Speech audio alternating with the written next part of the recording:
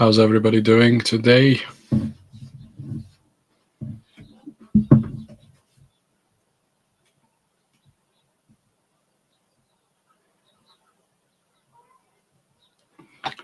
As always, let me know in the comments if you can hear me and see me okay.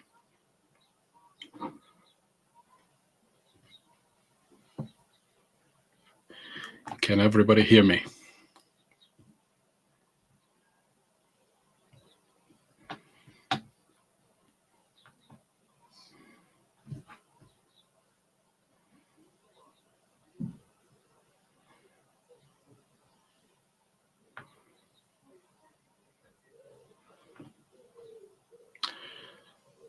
Let's test the audio.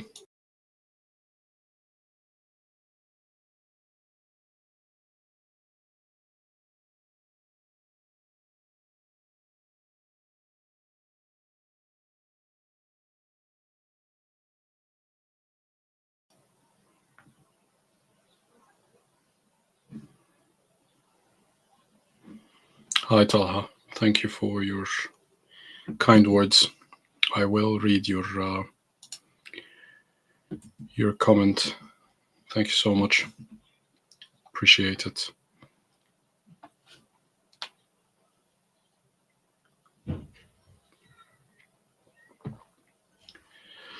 Very good. Let's make a start then, shall we?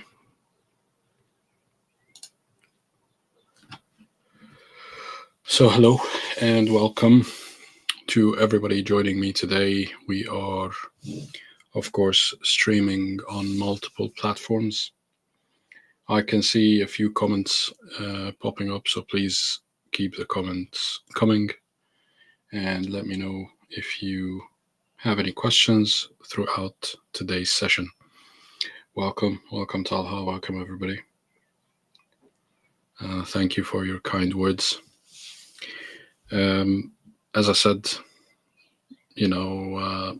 leave any questions, any comments below, and I really need your help. I need suggestions, so as many suggestions as you could.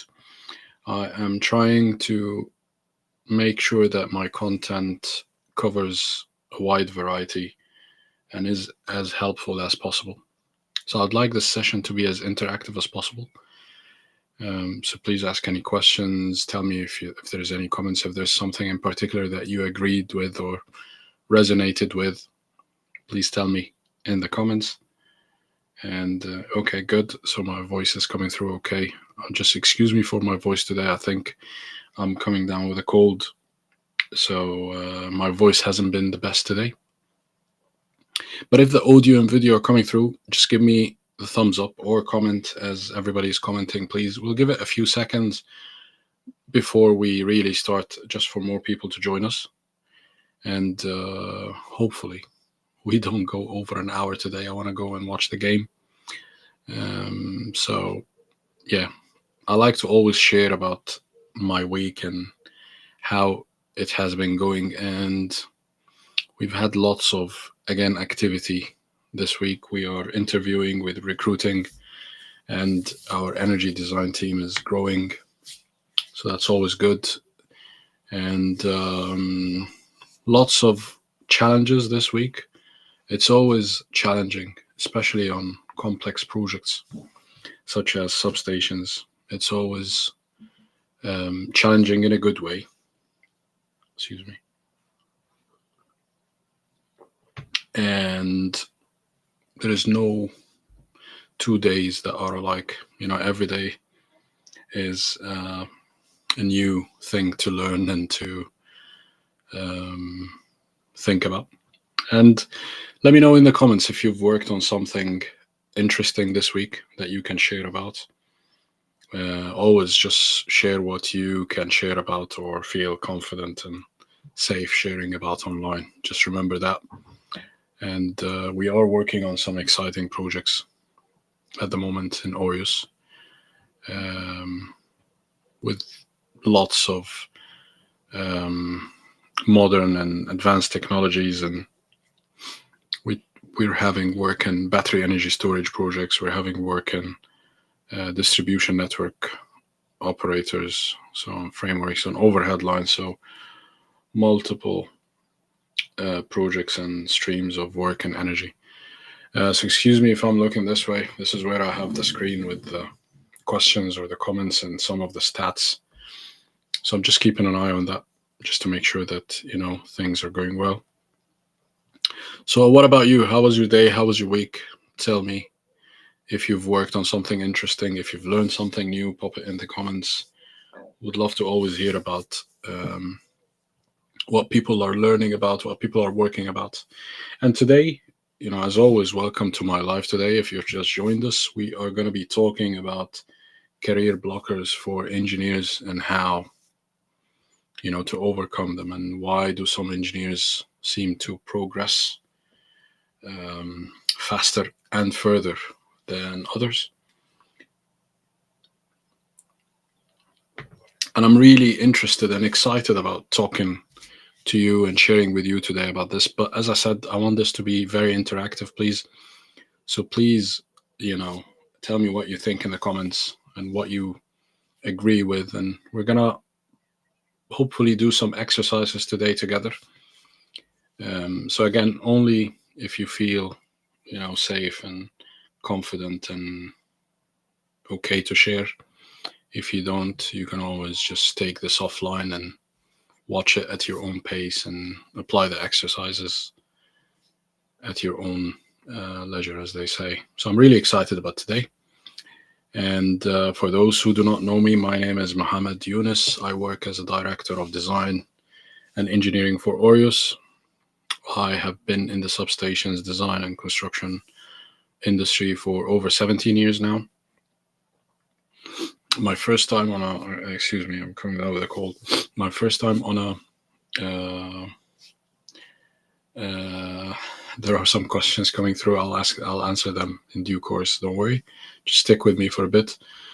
My first time on a substation was almost 20 or over 20 years ago. It was in Saudi Arabia, and ever since I was just hooked to substations and loved it and felt that, this is the thing I want to do. Hopefully for the rest of my life. And I'm from Egypt. I work in the UK. I've been in the UK for the last 10 years. And some people might ask, why am I doing this? I like to share the knowledge. I also like to learn from others. I really believe that the good thing about LinkedIn is that, there is that platform to share the knowledge and to learn from each other. And more people should be doing this. We need to spread the knowledge and learn from others and, discuss a lot of things together, because that's how I think we will learn and develop as an industry. And I want to connect with engineers, and it is my number one source of personal growth at the moment. This platform is brilliant for learning, for developing, and for, networking. So it's really good for a lot of things. And we've talked about this before. We've covered some of the advantages and how to use LinkedIn before. And I also want to learn and push myself, so learn from you as well. And public speaking always needs,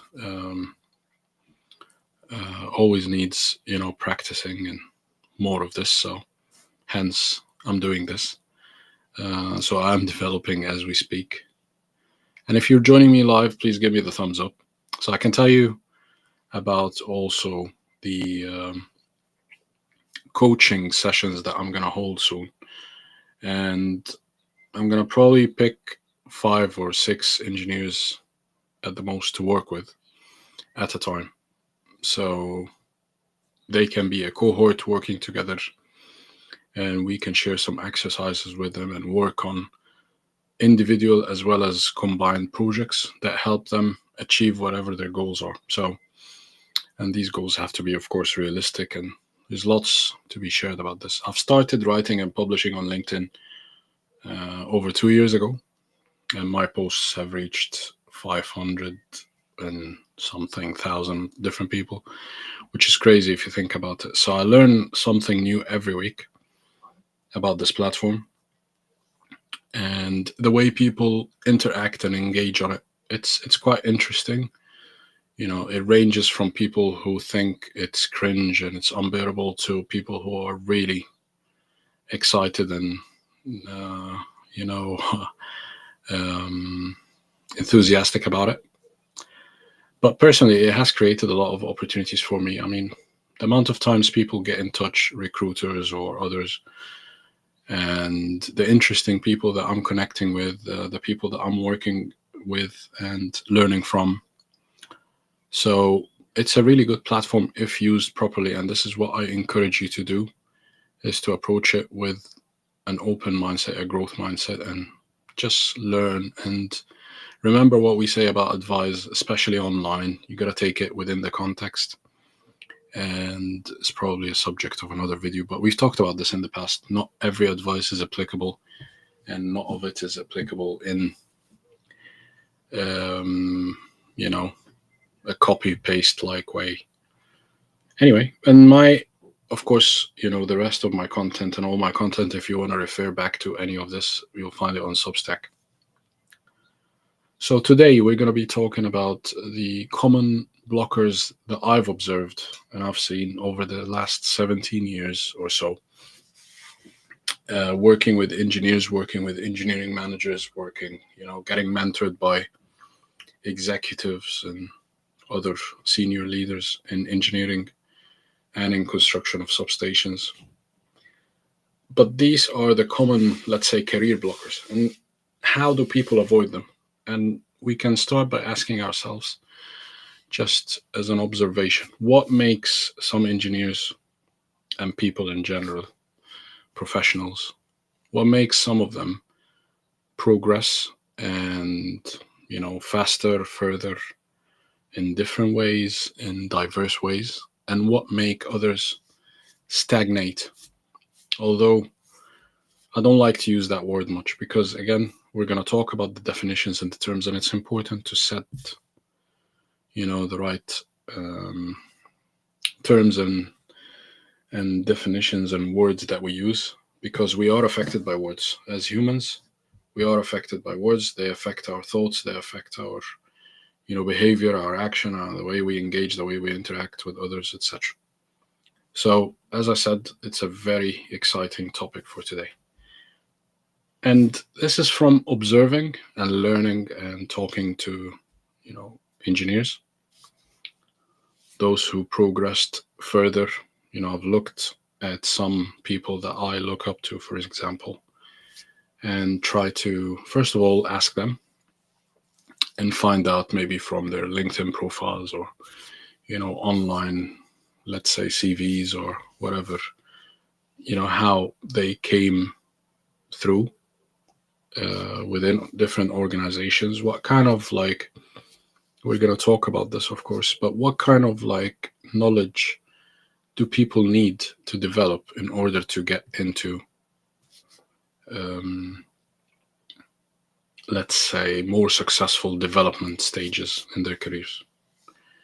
And we'll discuss things. As always, I like to discuss things that are small and easy to learn and apply. So there's no rocket science, but I think that the small things will make the biggest differences if applied correctly, if learned about correctly. And if you know of anybody else talking about these things online, please let me know in the comments. You can tag them. I would really like to have a look and take a look and find where others are experiencing, especially in different industries or even within the same industry. That is something that intrigues me very much so.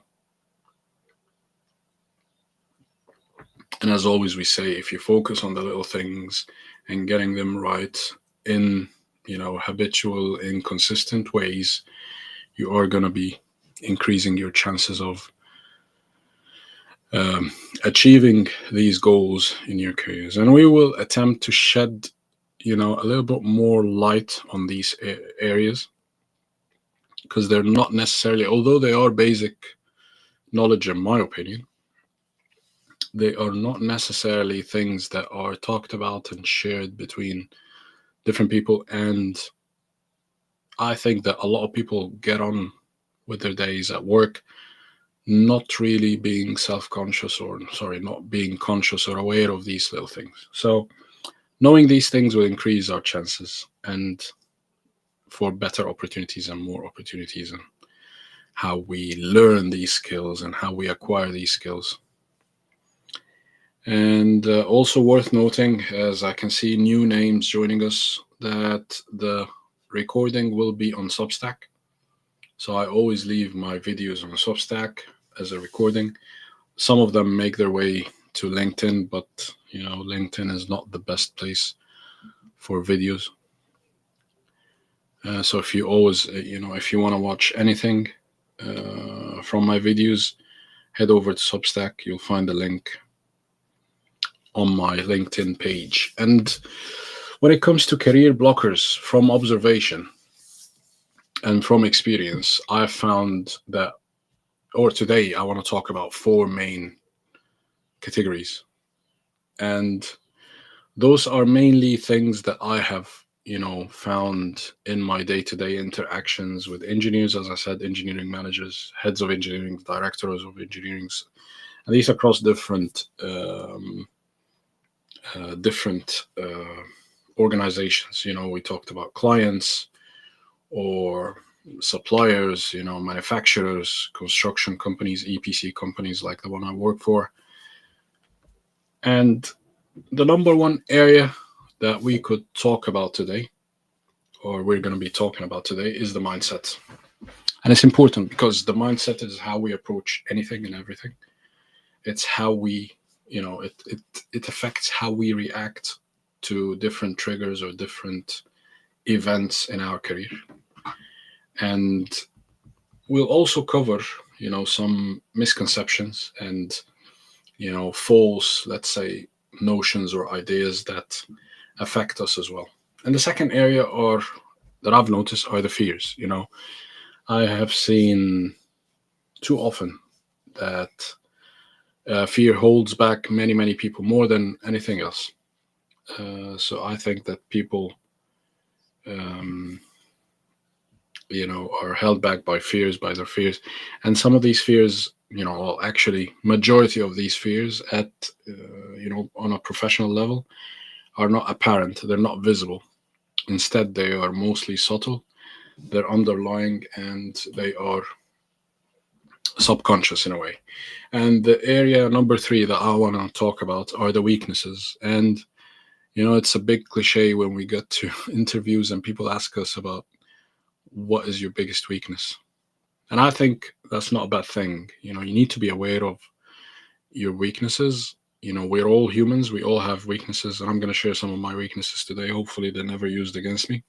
But, these are the areas that people don't have enough of or need to improve on in order to, progress in their careers. And the fourth area for me is the actual missing traits, and these are the killers. And again, they're not necessarily difficult traits to acquire if you know how. We're all born, of course, with different DNA and all that. But science tells us that behavior is acquired, and it's usually acquired through stuff that we pick up in our early years as humans. So the beauty of the knowledge, or trying to learn something new every week or every month, etc., is that you as a human, you can improve and you can work on your weaknesses and you can work on filling those gaps. And this is where I have seen people careers get blocked all the time.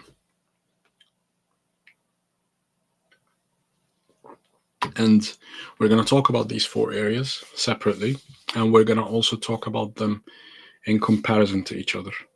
But we're also going to explore with some examples and give practicable advice and some exercises that you could do to identify and deal with such blockers. I think, when I've written and prepared the notes for this live today, I've come up with over 25 blockers, and I decided to actually talk about maybe 12, 15, perhaps only 18 today. But we'll see how far we can go and how much we could cover today.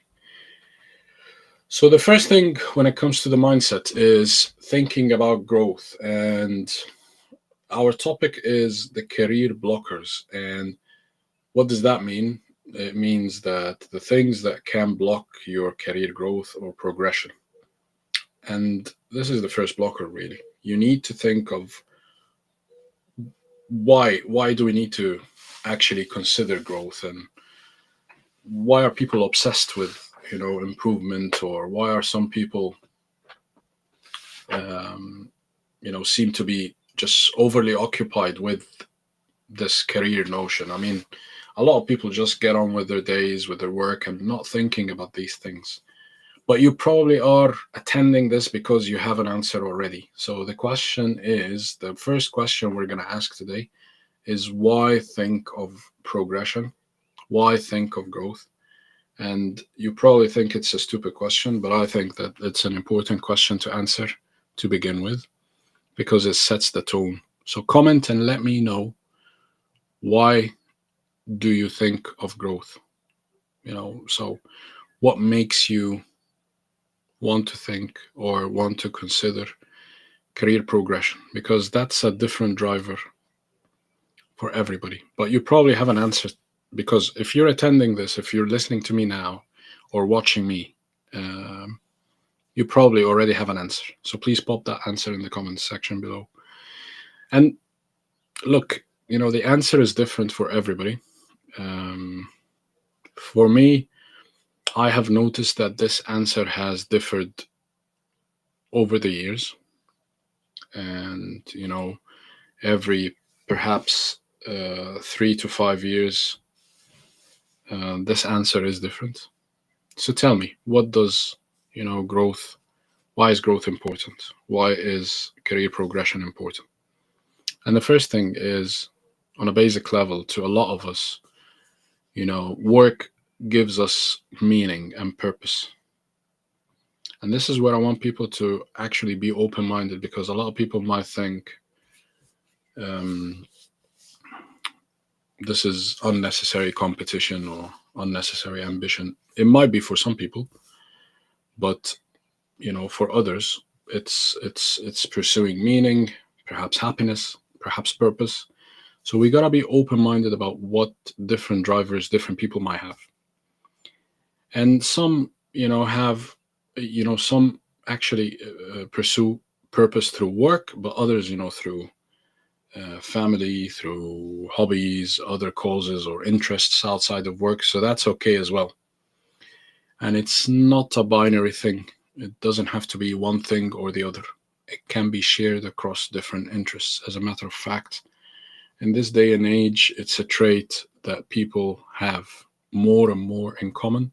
Now that we're learning more about neurodiversity and about the different, personalities and characters, and the different way we interact and behave as humans, a lot of us are finding out that they have multiple interests.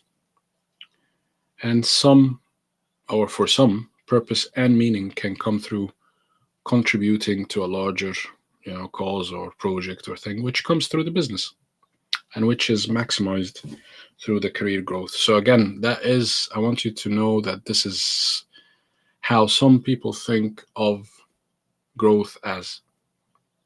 And some of us want to do more good. We want to grow as engineers, so we want to do more good in our professional lives, and perhaps have bigger influence to impact the workplace we're in, the work environment we're in, the industry we're in, the technology we're working on. So these are different growth drivers. And it's important to establish that basic answer for the question: what does growth mean for you?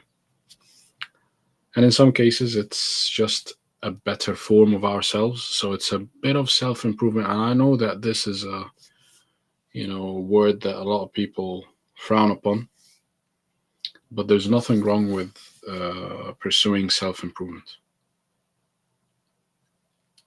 And there's nothing wrong with pursuing self-improvement through career progression. So on the other hand, or also hand in hand with the rest of it, if you like, for some of us, work is the number one support for our livelihoods or our lifestyles, and the families that we support, and the causes that we care about, etc. So there is nothing wrong with being more selfish in that sense and thinking of growth as a personal thing, because growing and improving means you have more ways for improving your life and improving those lives around you. And in that sense, if you think about it, work is very important for us, and of course growth is also crucial in that sense. So you only get more opportunities, or not just more opportunities, but it can mean that you get the better opportunities. And again, that is something that is very, very important for many of us. Examples are more money, more influence, more power, etc. So more agency to be able to do more good and have a better life. And for some, growth or career progression can mean a sense of achievement, which is also feeding our well-being, our mental health. So it's important for us. And not everyone. If you think that growth or career progression and professional growth is overrated, it's cringe, it's whatever, fine. That could be someone's opinion, but for many of us, we're not in a privileged position, and our lives depend on work. So don't blame the rest of us if we care about work. So I'm just trying to get that out there, that frowning upon career, thinking of career progression, there's nothing wrong with thinking of career progression. There is nothing wrong with ambition. So tell me if you agree with that. And that was the first blocker, thinking of the drivers of growth.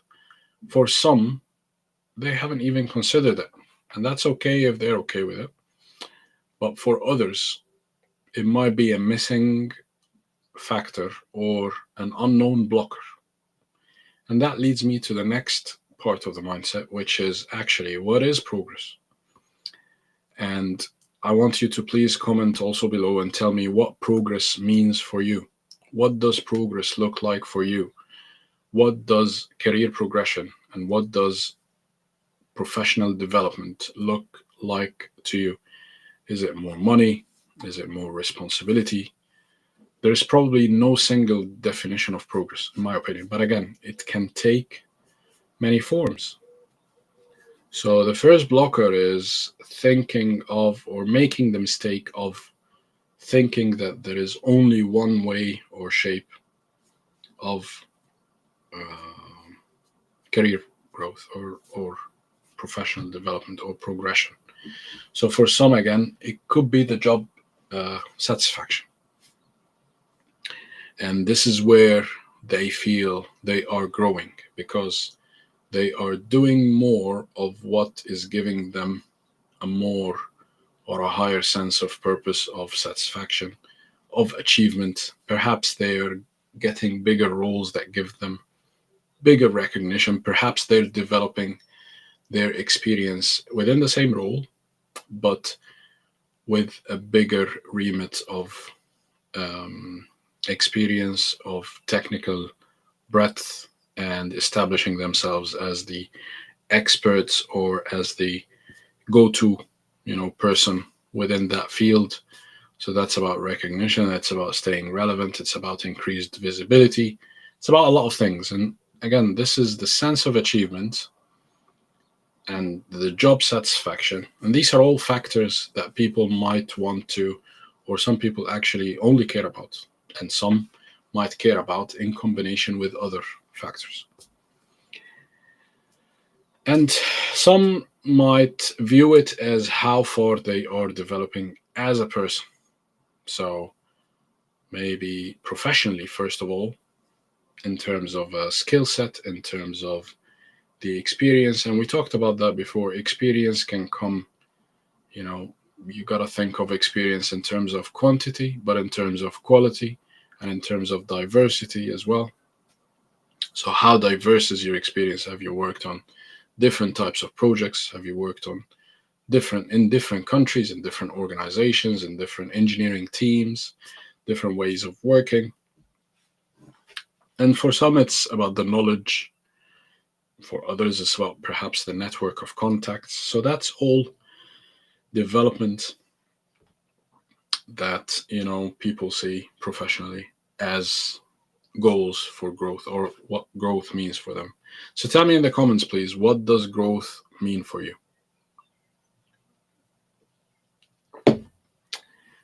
And which growth areas, which I mentioned, resonate with you the most? Is it financially? Is it in terms of recognition? Is it a sense of achievement? Is it more responsibility? So might, some also like an increased level of stability. Maybe it's job security or stability, perhaps it translates to longevity, or financial stability and increasing or increased financial stability, increased financial remuneration, and you know um, these kind of goals. And growth might also be translated with related to goals, specific goals. So someone, Talha, is telling me progression simply is working on a bigger scale. And Aisha says to get the real purpose we are made for. Okay, that these are all interesting and valid, meanings of growth. I mean, at the end of the day, it means different things to different people. And we are gonna get into an exercise. Ahmed is also telling me be successful and useful. Yeah, absolutely. Inspire the next generation. Brilliant. Yeah, these are all good goals to have in terms of progression. And in relation to these goals, then people might, or some of us might, measure the progression in relation to these goals, which is good.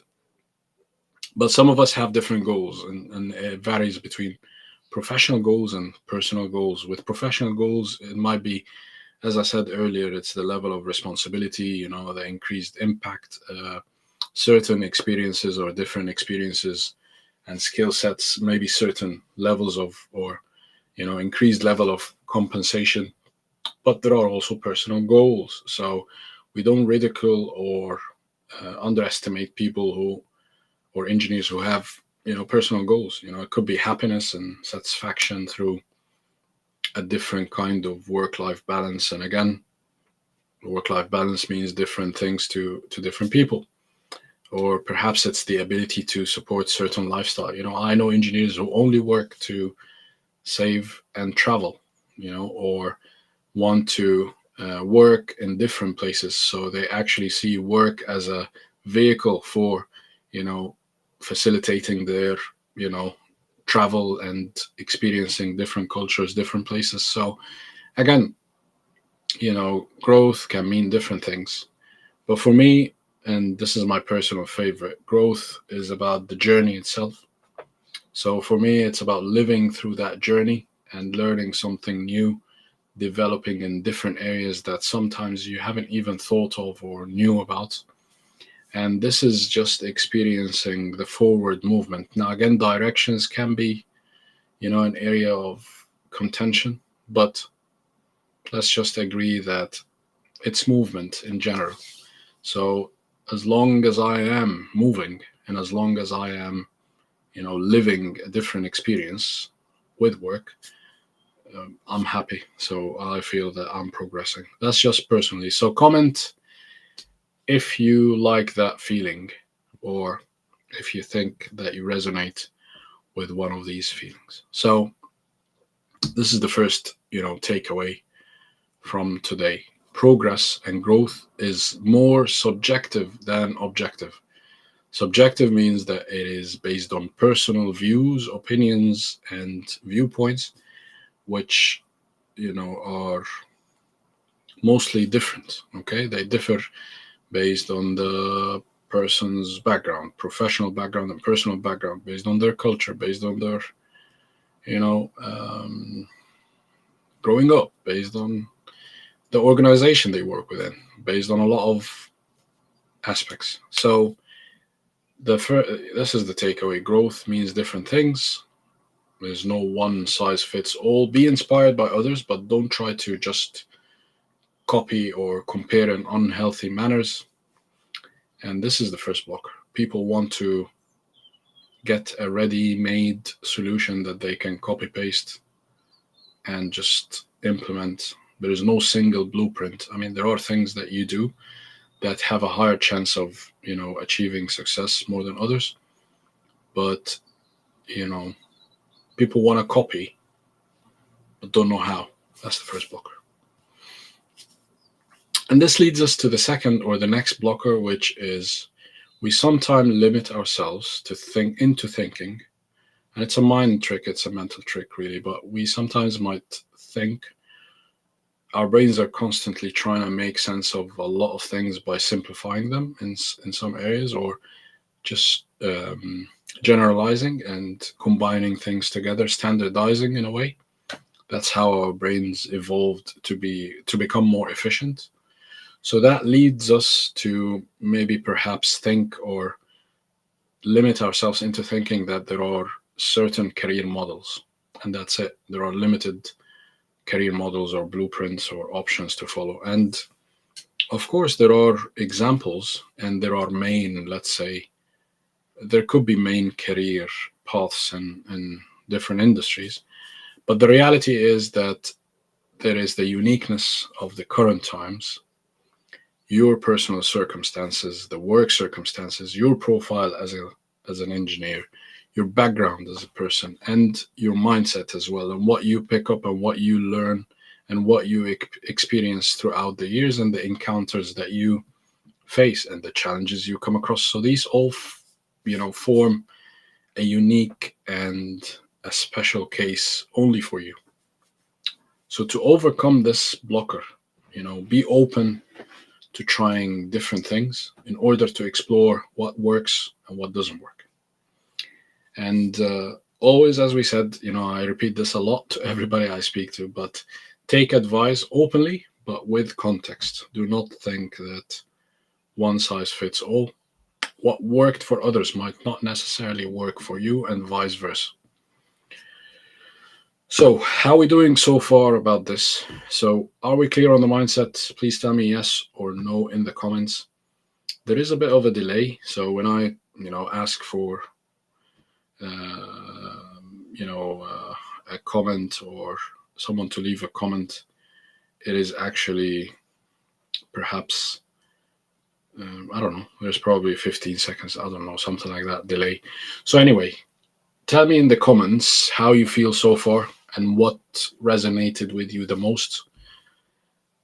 I will get into a practical exercise where people could actually learn. So if you feel like not completely, if you feel relatively lost and feel that you are an engineer who perhaps is open for exploring different career options, but at the same time don't know where to go or what to do, I'll tell you about an exercise. And this exercise is very simple. You pick maybe 2 or 3 people that you think are successful, that you think are role models for you. So let's say, the engineering manager you work with, or an engineering leader in your industry, or somebody that you know through your network. So pick maybe 2 or 3, maybe even 5 if you have the time, of people that you think are successful. And I do this all the time, by the way. So this is something that I've tried and that worked. And it's a good framework for me. So there are 2 ways to do this. The first method, which I prefer, is to go to these people, contact them for mentorship, direct questions, Again, respect people's privacy, respect people's time, and personal space.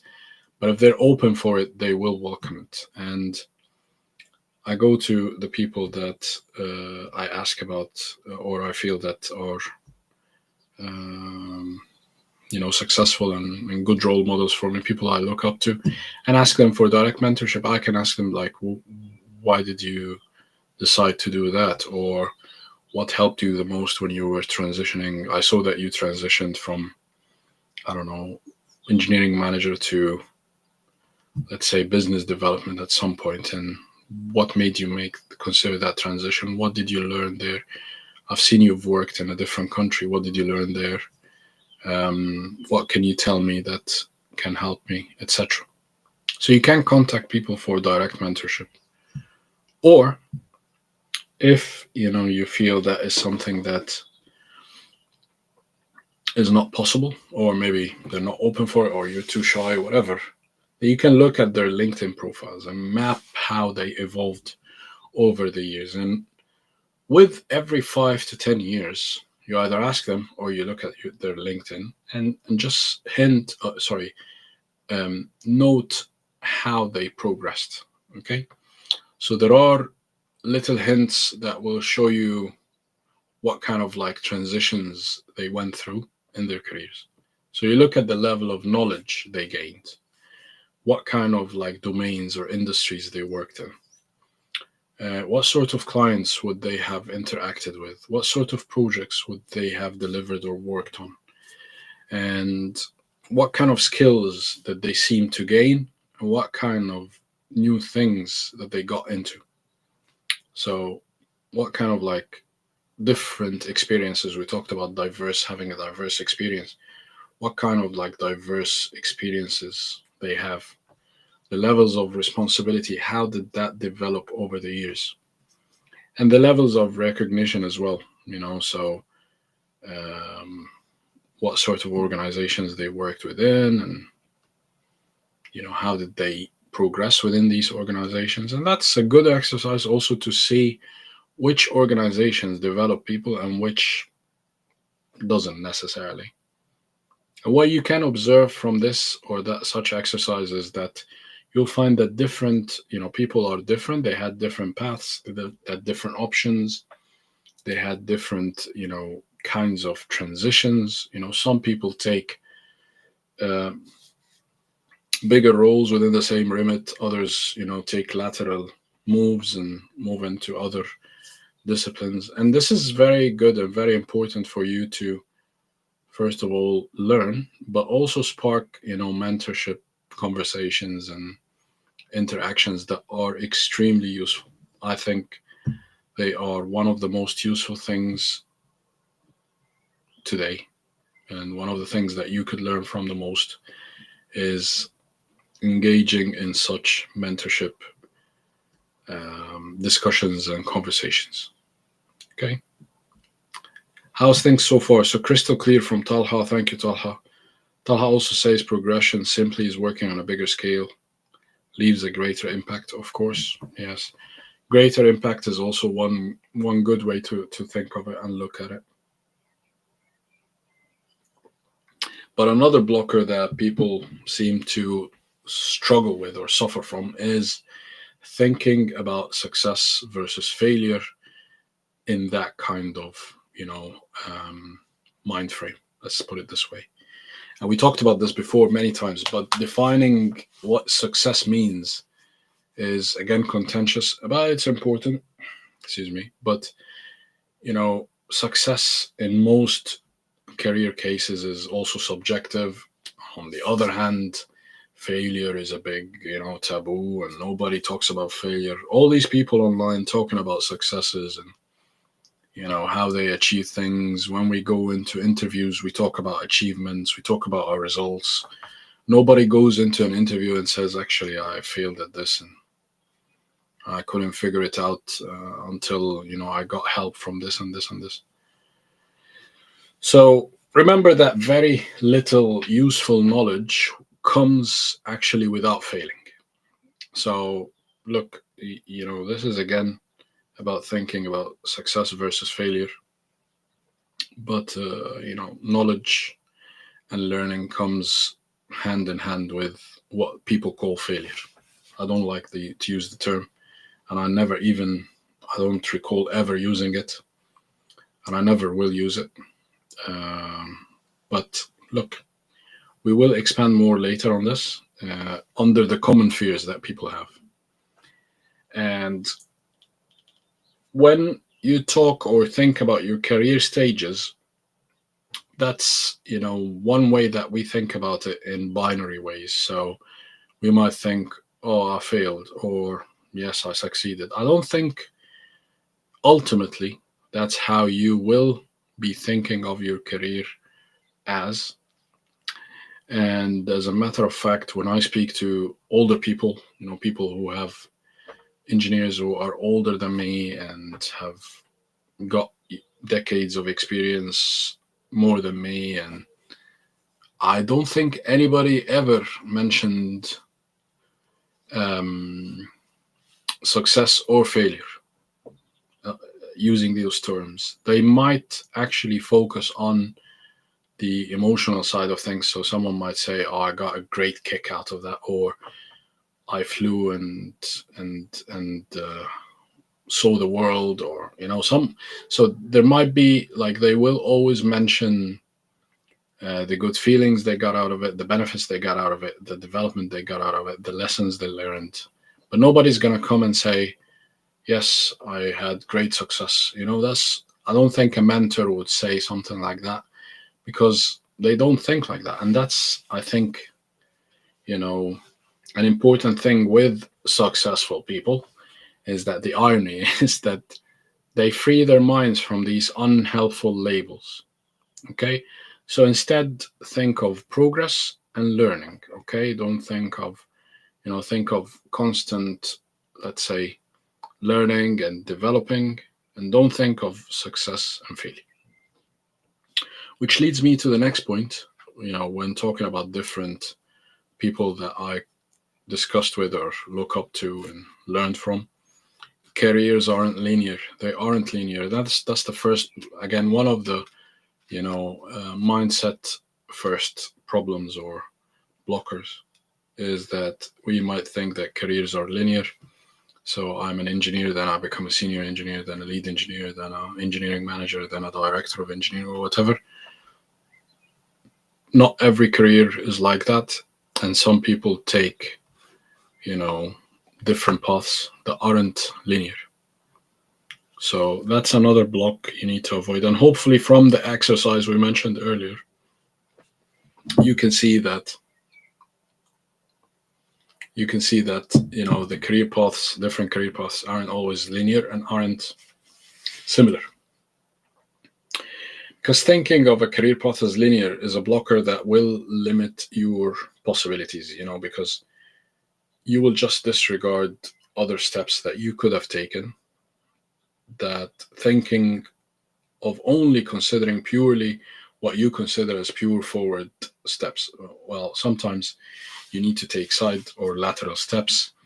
And I like to think of my career, and I invite you to think of the same in the same manner that your career is multidimensional. Okay, it's not just one way that you're going in. It might be different directions in different dimensions. You could be moving separately across these dimensions, or across these dimensions separately or simultaneously across different dimensions. So, you know, for example, as you gain more experience, regardless of what roles you take, your money should increase. So that's a dimension that is growing, hopefully, and growing healthily, hopefully for you. But at the same time, you might actually step into the managerial, let's say, direction, and then decide that you've had enough and you want to now switch to technical. So your technical dimension is the one that then you're traveling across or on, instead of the management one. So think of it as multidimensional. It's not just a single dimension.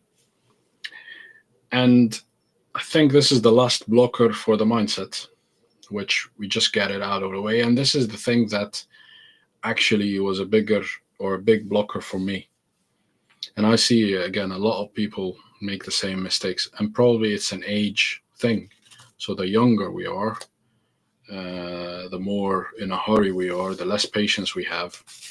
And that's the blocker. I used to rush things. So again, when you want to rush things, sometimes you don't get the best benefits out of every situation for you. So actually, being in a rush can really leave you frustrated, especially when things don't go your way quick enough.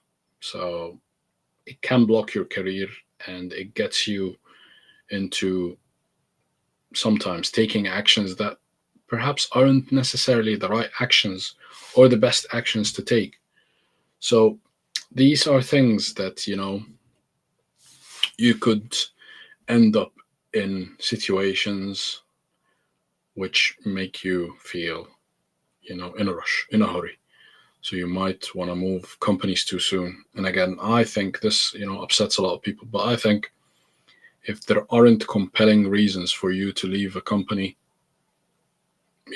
within a certain time frame that allows you to gain the, necessary knowledge and return on experience, then don't, and but again, people sometimes rush things and end up jumping from company to another and not gaining that closing, let's say, stage valuable experience, which does or may affect their career growth in the future.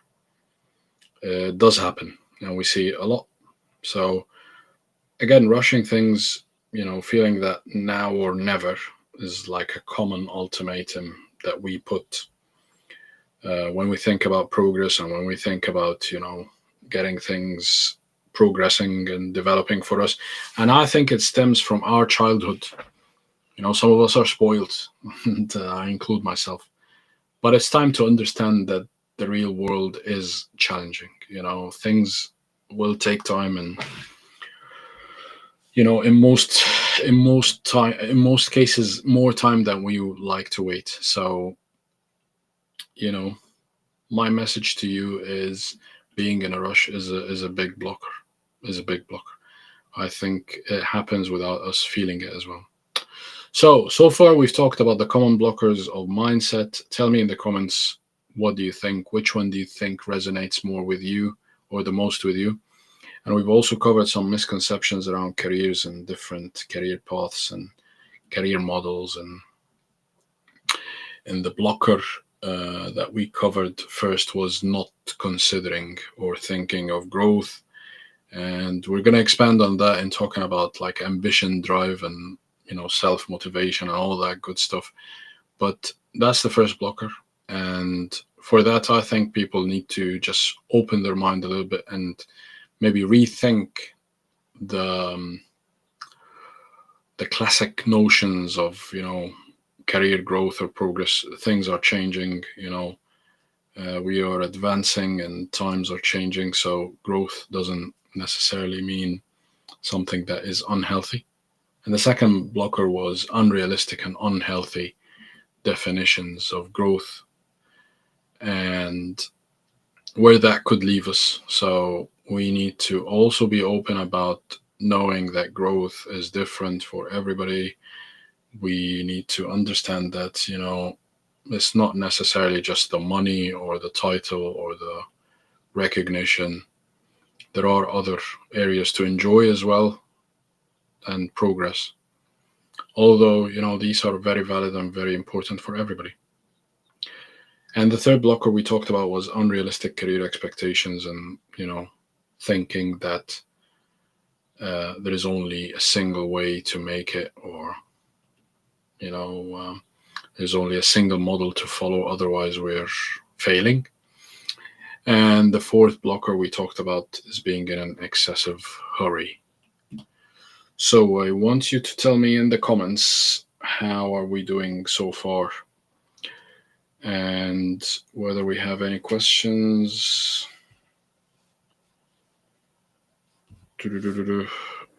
Okay. The second area I wanted to talk about was fears.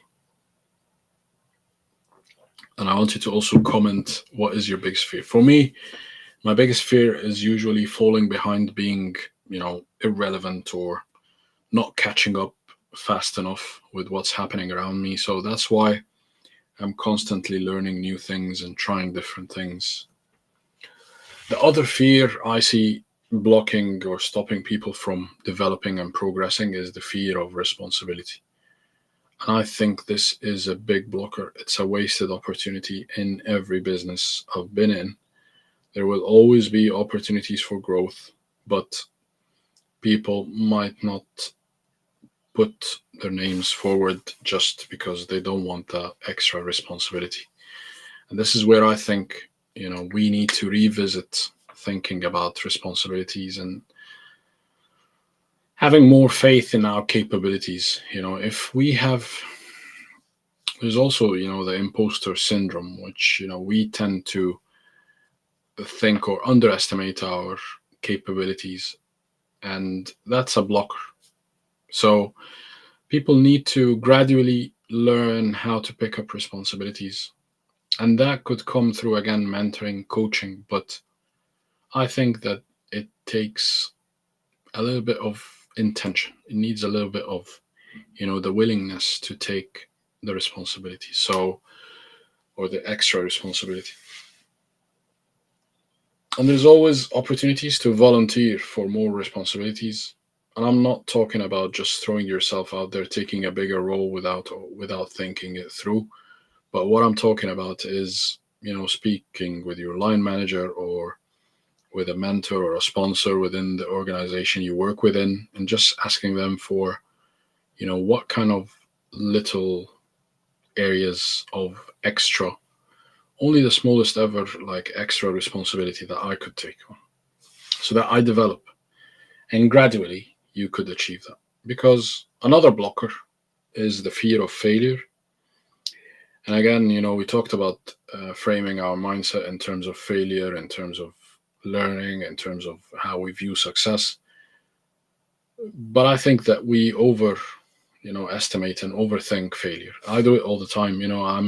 My biggest problem is overthinking, and that's one of the things that I had to learn how to deal with. So that was always a problem for me, overthinking, and maybe it stems from anxiety. It stems from perhaps lack of self confidence. These are all, normal human traits. There's nothing wrong with that. But, I had to learn how to deal with these things. And a little bit of overthinking might be good in some situations. So I let that, overtake some situations where we're looking for solutions or trying to think something out carefully and properly. But in most cases, overthinking can be, at the detriment of, again, it's a blocker for you. So you need to learn how to deal with that. And again, I see a lot of people fearing embarrassment or judgment. And I think one exercise here to learn about is called the spotlight effect. And it's basically a psychological effect where we tend to overestimate, or again, overthink, back to overthinking, but we tend to overestimate or overthink what people view of us. Now, again, I'm live today, so I might think, oh, there's going to be hundreds of people watching this and thinking, what am I on about, or whatever. And again, that was a fear that probably in the first episode, second episode, perhaps, but after now 15, 16 times of going live, I think that I'm not scared of embarrassing myself. I certainly don't give it much thought, if any thought at all, of what other people think of me or judgment, and but I never used to be like that. So of course I cared about what people think of me. Of course, I thought about people judging me, but again, these are fears that hold us back, and that's another blocker. So I think that you need to just learn and deal with embarrassment. There's always going to be a bit of that. That's normal. We're humans. But don't let that block you from putting yourself out there for bigger responsibilities or bigger roles, or trying something different, trying something new, even if you're thinking that you might make a mess out of it, or you might not necessarily think of it as a success. There is learning, And that's the main thing. So that leads me to the next um, blocker I see a lot, or I think of and see a lot, is fear of change. And I've seen this in the past in a few organizations where changes were dramatic and changes to the organization happened, changes to the workplace happened. And the one thing I came out of that is, yes, I was scared of the change, but opportunities came with change as well. So again, there's a whole lot of people talking about how to manage change and how to deal with change, and I've I've written an article about that kind of fear and how to deal with change in the workplace and in life, but mainly in the workplace. I've written an article about that. There's a couple of books that helped me with that, and I was lucky that I was introduced to them. And another fear is the future, but this is where I think we should focus on what we can control and what you know we just leave what we cannot control, because the one certain thing is that the future will bring opportunities. That's for sure. And the future might be a scary thing, but again, that's a blocker.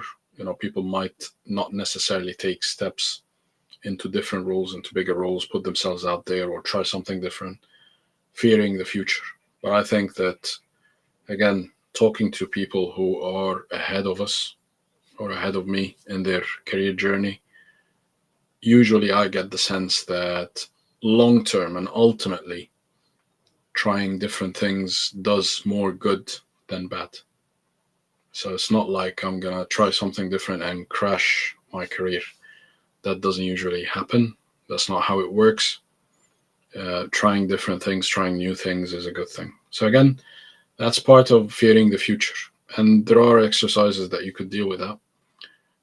I use writing. I use something called exploratory writing, and I also am learning visualization. So I like to, you know, it's a sort of meditation, I suppose, but I'm not that spiritual in the sense.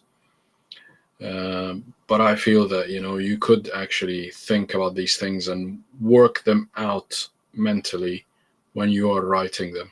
So writing about things is a very useful thing, and hopefully maybe one day we'll make a training about this. But let's see. Okay, and before we go to the live questions and answer some of your live questions, as a recap on the fears, we talked about fearing more responsibilities, but again, you need to take it in steps and be aware of the imposter syndrome that we discussed. The second blocker was the fear of failure, but I don't think it's a big deal. I don't mean that in a horrible way, but there's always learning, and the price of valuable learning is a little bit of failure that doesn't really kill anyone. So here you go. But the third blocker is change. And then again, we talked about focusing on what we can control and trying to maximize the opportunities for us rather than just fearing change and standing still. And then the fourth blocker, in terms of the common fears I've seen people fear or hold back people, is the fear of the future. And this is, again, I think this the future is not something to really fear, if you like. Instead, it brings more and more opportunities. Okay, so I'm gonna now answer your questions. So please leave the questions in the chat box or the comment section. Tell me how it's going so far, and whether you have any questions, any suggestions. Is there anything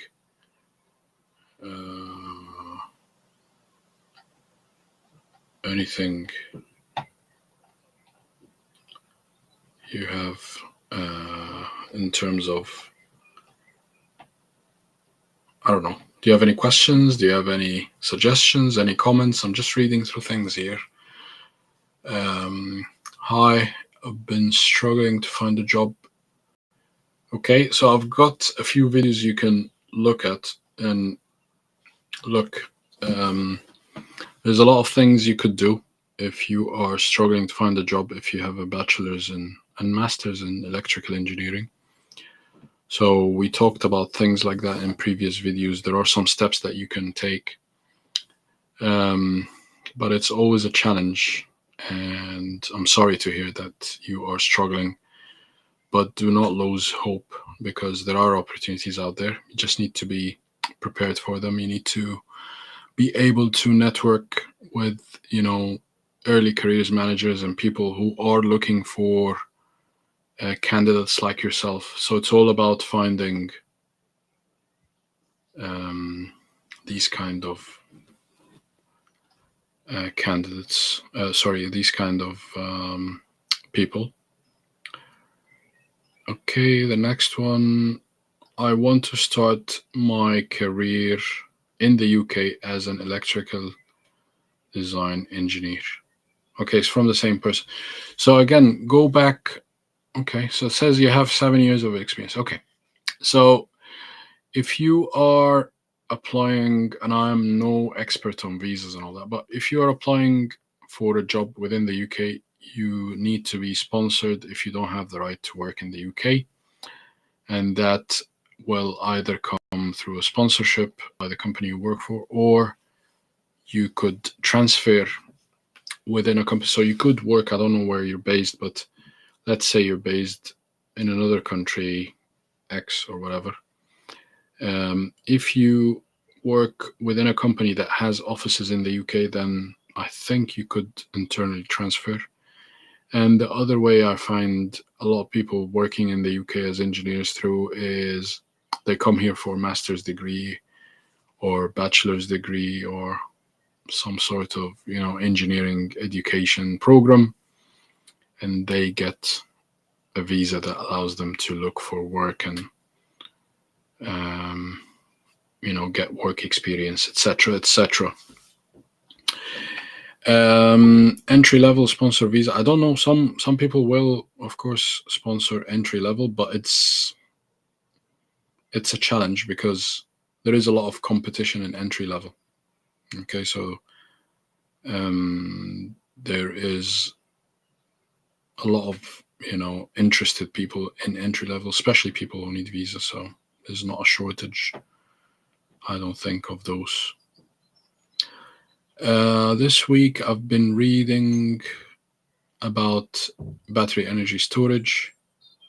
What technologies are you using? Okay, so that depends on the project, of course, and different projects will usually be influenced by the different manufacturers. And developers usually have partnerships with different manufacturers. So it all depends on the battery and the PSC unit, which is the converter basically unit, the manufacturers of those. I think those two things, the batteries and the chargers, the batteries and the, I'm thinking about something else now. The batteries and the converters are the ones that drive the rest of the plant. I got my degrees equivalent. I'm not sure. Okay, you're talking about like degrees equivalency. So please look at the UK government website for engineering qualifications, or I think it's the Engineering Council. I'm not sure, but that will give you a list that you can check against easily whether your university degree is equivalent to a UK university degree or not. Because that list is there and it changes, it gets updated, I think. What are some training recommendations for substation designing? For someone with applied physics bachelor's. So applied physics, I think that you will know about electricity, of course. But what you might actually need to learn is engineering, design. Um, what recommendation for substation design? There are plenty of courses out there in terms of primary design, secondary design, in terms of protection and control. So there are a lot of courses out there. But if I was you, I would pick up first MATLAB and a CAD courses. And the reason I say that is because with CAD and with Revit or similar, softwares, you learn how to design physically and electrically a system, and you could be then getting into an entry level job. But when it comes to the MATLAB, I think it's important to learn about coding. It's important, perhaps it's a good gateway into simulation, power system simulation, and others. And of course, there are many others. There is PSCAD, there is Digsilent, there is ETAP, so PSSE. There's a lot of software that if you can afford to learn and get used to, then there is a lot of opportunities in that as well, in that regard. I am thinking of getting somebody on as a guest to talk to us about power system studies and power system simulation. So if you're somebody who, because I've got a lot of people in my network, I think, that have got this kind of background and experience. So if you're somebody who's interested to come and talk on my live, please let me know. If you have anything to add, please let me know. Okay, good, thank you. Working on EPC projects, the toughest part is to get the design deliverable, and the most challenging is alignment and procurement. Okay, I'm not quite following, but yeah, procurement is a big challenge now, especially with the long lead items and things taking long to order. I want to start my career as an electrical engineer. Okay, we've answered your question before. I think of growth in career because I want to be successful and useful in life. I want to impact the next generation and inspire others. Great for you. Good for you. Excellent.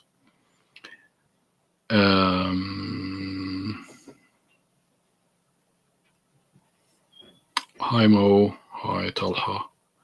I'm attending from Edinburgh. Great city. I've never been, but I've heard good things. Your sessions are always super helpful. Thank you very much. I've taken your advice. Can you please suggest a roadmap to follow for tools and software that I should learn after AutoCAD? Well, first of all, thank you very much for your time and for your engagement and for tuning in. I appreciate it.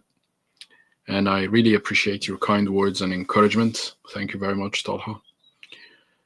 What to learn next after AutoCAD? Revit, I think, is important. If you are considering a role in or a job in primary, which is basically the switchgear and plant design, so it's the physical stuff, then Revit would be important.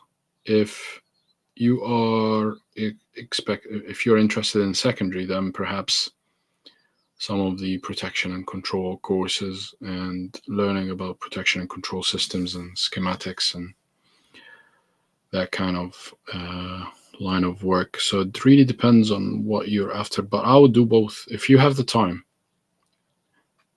learn about both, because I started in secondary and then I did a little bit of primary, so that gave me it was really helpful. Working on bigger scale to get the real purpose. Yeah, thank you very much. Thank you very much. What's your views? I've got no views. When applying for a job,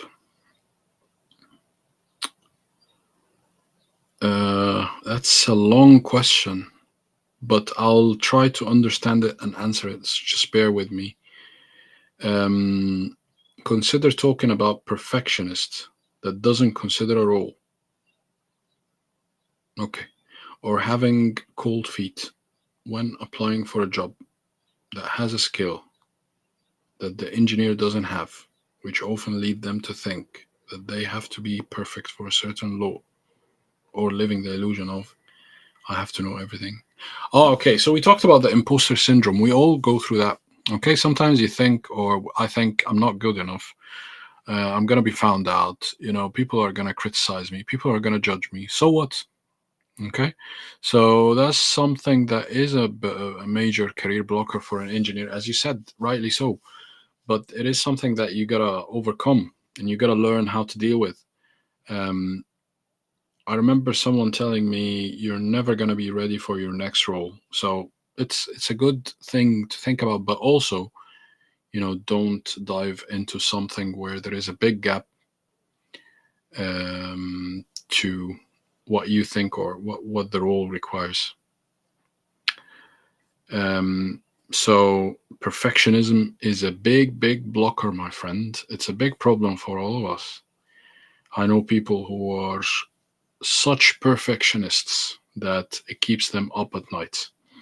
So, my best advice to that is learn about the imposter syndrome and try to, you know, um, learn exercises that increase your self confidence. Because I think there was, I'm going to dig this out. I read it the other day in one book and I liked it.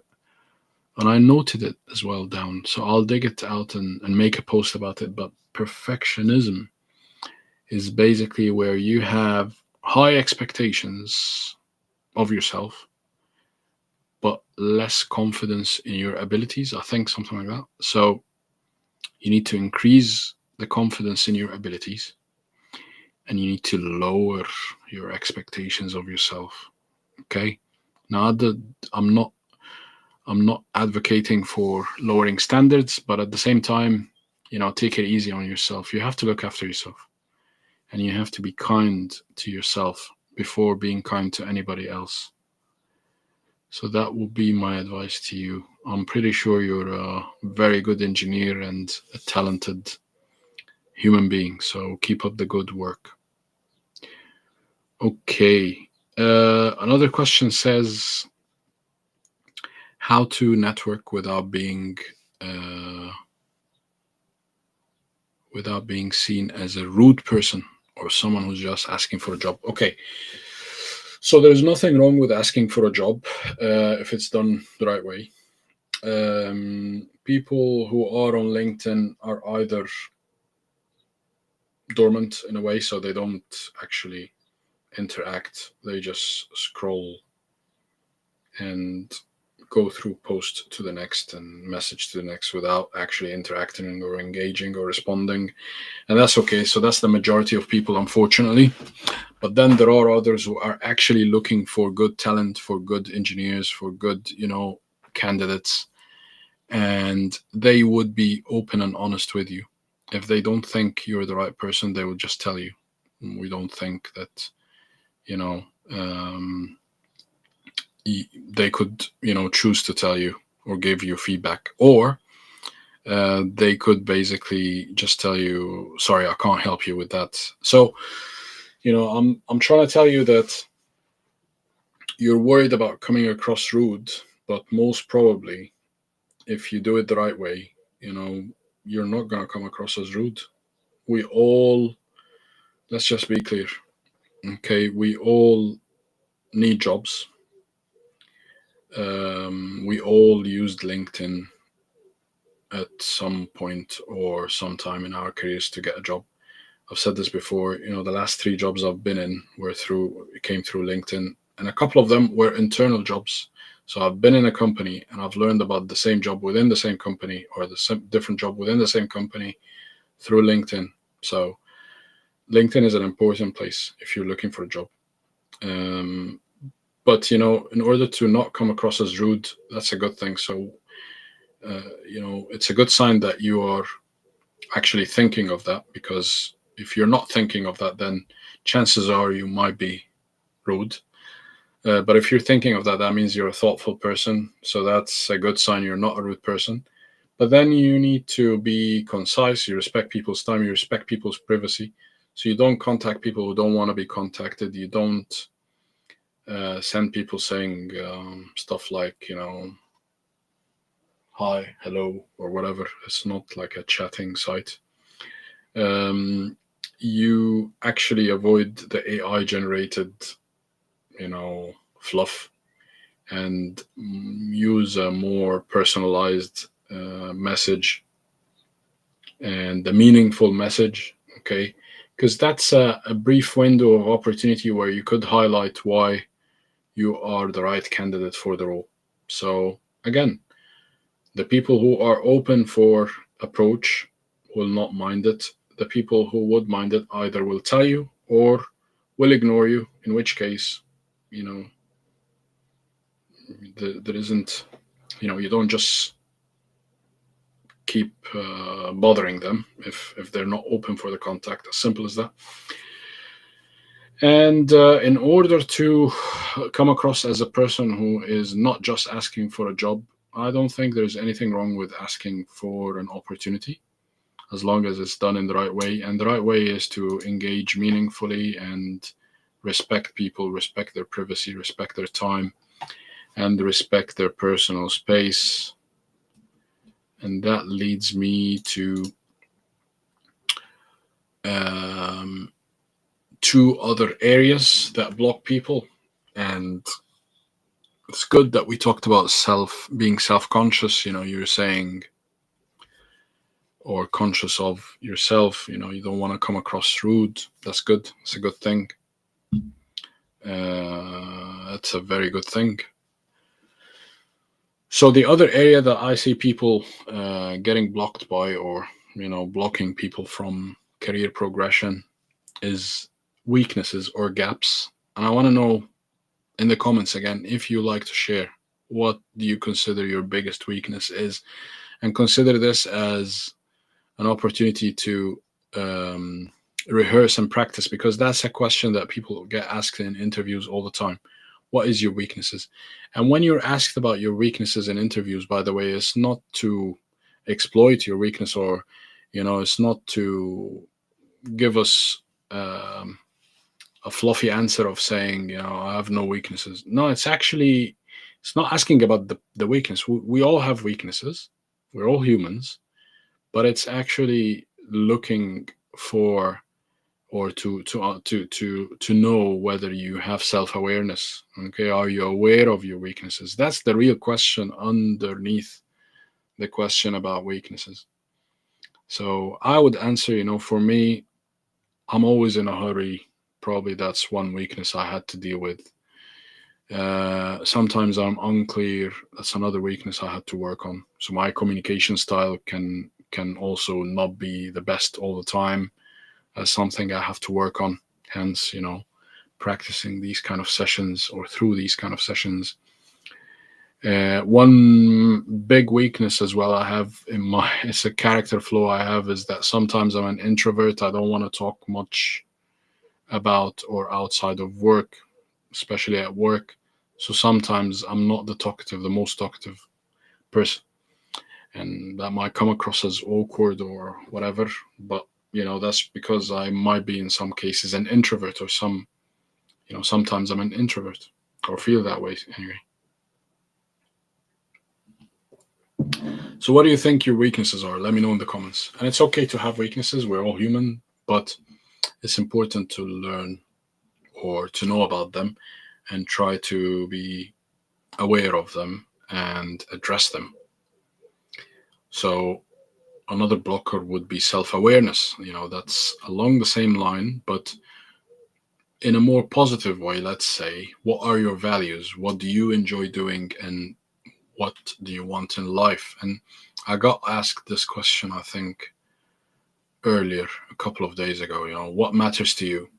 And it's got me thinking, because what matters to me a couple of years ago is different to what matters to me today, and what mattered to me 10 years ago different to what matters to me today. So what matters to me today is, my relationship with my kids or my family, um, What else? Growing professionally and as a person, learning new things inside and outside of work. So, look, living new experiences again. So, these are things that matter to me today, and connecting more with interesting people. So, these are things that matter to me. And another question is, what are you good at? What are you naturally good at? So, what do you enjoy? Because that is a bigger chance of you getting better and better at. And back to gaps and weaknesses. Again, what's a gap in your style, in your approach, in your knowledge? What skills do you want to learn? What experiences will take you forward? So that's another blocker. Okay.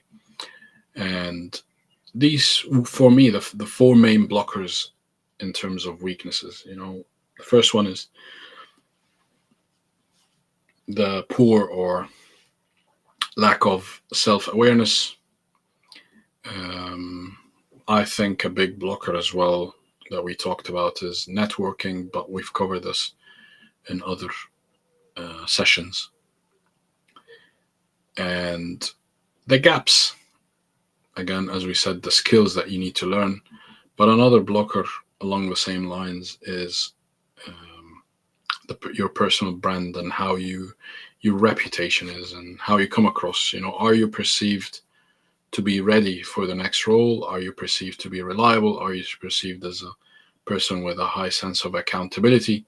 So these are all things that could block you progressing, whether to a bigger role or to the next step in your career, or to different, roles that expand your horizon. We are way out of time, so I want to know if you want me to carry on. Um, you say my weakness is overthinking, and I sometimes think about solutions, not only the result. Yeah, that's like me. I'm like you, so I'm exactly like you. I can totally relate to that. Overthinking has also been something that I had to deal with, as I told you, and I still deal with. I think it stems from anxiety. Okay, in some cases, anxiety can be useful because you think things through, you find solutions, you imagine different scenarios, sometimes worst case scenarios to deal with, and that can be useful in some situations. But in most, or in 99% of life situations, you don't really need to overthink. You need to contain your anxiety. So these are things that I've learned and you need to learn. um, but another blocker is lack of certain areas. And for me, I think lack of clarity is a blocker. We said about self-awareness, but lack of clarity, what when asked, let's just do this exercise together. Let me ask you, what matters to you the most, okay, professionally? So that is something that you need to think about. So take this exercise today as well and try to write down, I don't know, 3 4 lines. What matters to you the most? I've told you what matters to me the most, but I think that as an engineer, you need to understand what your values are. And that self awareness is something that you need to work on and review every so often. So you update that kind of view on life and on yourself. Um, Lacking self confidence, we talked about that as a blocker. But more importantly, lacking initiative or the sense of initiative. And sometimes you have to be intentional and take agency, in terms of doing something to advance in your career, doing something to progress forward, to take a step, to expand again, uh, or to, grow as a professional. So again, this is something that I think is a blocker. A lot of people sit passively and just wait for the opportunity to be won. Now, I think sometimes with competition, especially with competition, you need to think of creative ways and you need to find a way that establishes your profile out there for better and more opportunities. And that again is another, we talked about the drive, the ambition, or growth, reasons for growth as a blocker in the beginning. And the two last blockers, I said, I'm going to cover 15. I've covered, I think, 18. But the two last ones are knowledge, which hopefully, you are starting to, let's say, learn about how, you could stimulate yourself to try and find that knowledge and learn from different sources. And I'm not saying only just, listen to these lives or my articles or my videos, but also find other sources, find other people in other industries. What are they doing? What sort of systems are they building? What sort of lessons learned can we actually transfer to our industry and learn from, and to ourselves as engineers and learn from? So that's another blocker, knowledge. Most people that don't, let's say, progress or develop lack the necessary knowledge, whether it's practical, technical, domain related knowledge, or whether it's soft skills and other, let's say, organization and management and financial, commercial, contractual, other types of knowledge that we also need to be always learning more about. And the last blocker is the lack of mentorship. And this is where, I see a lot of people struggle with. And I don't think there is any reason for you to not have a mentor or more in this day and age. So today you can get mentors in your organization, you can get them online, you can get them in all sorts. There are industry related bodies and organizations within the industry that will also give you the opportunity for mentorship. In the UK, we have the IET, we have Seagray, we have many good uh, power or electrical engineering related bodies and organizations. Okay, so to conclude, we've covered 18, I think, blockers today, and we've given a few examples and a few exercises that we could do to learn how to identify those blockers, how to deal with them, how to overcome them, and how to sometimes avoid them. If you like this video, please let me know. You can watch this recording again. Well, it's not a recording, it's a live, but the recording of this live again on Substack and other videos, of course, on some of these topics. Please keep learning. Please keep stay curious. Career progression is just a series of small things and small actions that we could take that make a difference. Now's the time to leave any questions if you want me to answer them before we go, please. And as always, nobody knows everything, and there is no single way to carry out, these actions. So keep an open mind. There are many ways that could work, and you need to try different things to see what works for you and what doesn't. If you enjoy this session and want to learn more, please give me the thumbs up or a comment letting me know. And I will be advertising about further free resources to help you with this. But also, I am just now selecting, as I said, 5 to 6 engineers to work with. So if you're interested, just write the word interested below. And you can always come back to watch this recording, but my advice to you is, take action. So try to actually learn small things, small snippets, and there's a lot that we've covered. But please, thank you for all the comments and the likes. Thank you, appreciated. But as I said, just listening and learning will not take you far. So you need to apply something and then ask questions.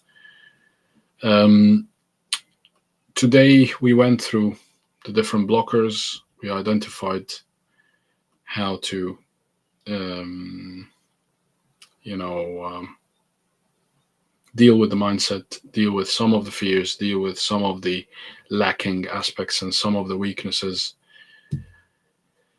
and reflecting on them as well. So, thank you so much for giving me your time. And I hope that you have enjoyed this as much as I have. I have enjoyed it very much. I've enjoyed the questions. There's a couple of questions here. When would be the next session? So I try to keep it every Thursday, but I also go live on Substack. So I really, really encourage everybody to get the download the Substack app, because there's lots, of good information there. And I really like it when, you ask me questions, interact with my content. So I appreciate it. Thank you so much. And again, you can go back to the recording anytime on Substack, and I'll see you probably in a live. I usually try to go live on Substack on Sunday, so Sunday afternoon, where I answer live Q&A. So last time we did answer, or we did discuss salary negotiation. There were a couple of interesting topics that we went through. So have a look at Substack and subscribe to my newsletter and download the app so that you are informed before anybody else when I release a video or when I go live. And again, Sunday, it's going to be Sunday, probably mid-noon, where I'll just take, I don't know, 15, 20 minutes to answer questions. So you can ask me anything. And let me know in the comments, please. I need your help. Let me know what subject do you want me to talk about next time. So the next live on LinkedIn is probably going to be the next Thursday, same time. But please let me know in the comments what topic you have in mind. Okay? What do you want me to talk about? Do you want me to talk about more career paths and, I don't know, coaching, mentoring? I don't know. I'm open for ideas. So until then, please let me know in the comments. But until then, thank